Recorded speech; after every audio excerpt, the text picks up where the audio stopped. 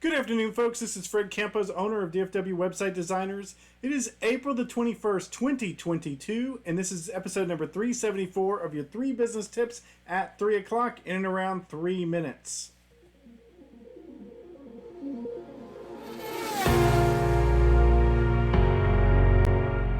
Small business owners, solopreneurs, if you're just joining in, we are wrapping up a series talking about making sales.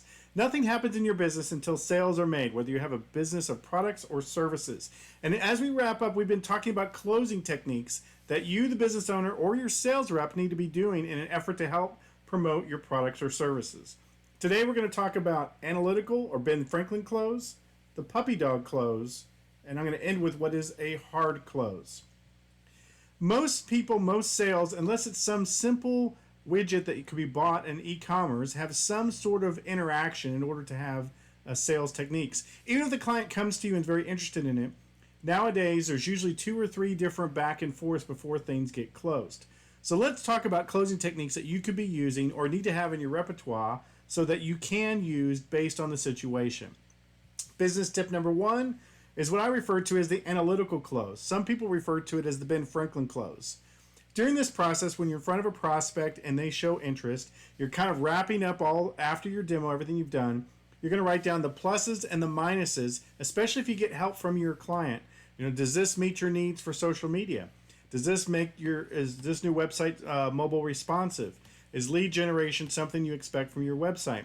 You write down the pros on one side and the cons on the other, and then pass the piece of paper back to your prospect in an effort to go ahead and bring out the contract. It gives them a visual representation, especially if you've involved them, of the good and the bad as to why they should move forward with your business and your company. Business tip number 2 is the puppy dog close.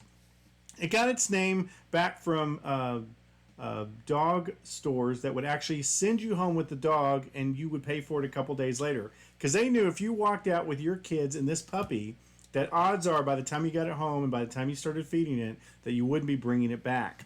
What this looks like in a small business, like in a web design, maybe at the time that we're putting a quote together, we may go ahead and do a mock-up of the website within 24 hours to show them what their new website would look like.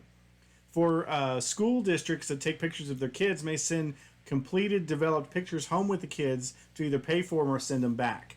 This is referred to as a puppy dog close. It's where you give the client an opportunity to try it or see what it would look like before they sign the contract or move forward. Business tip number 3 is a hard close. This is not necessarily a technique you would lead with, but it may be a last resort close.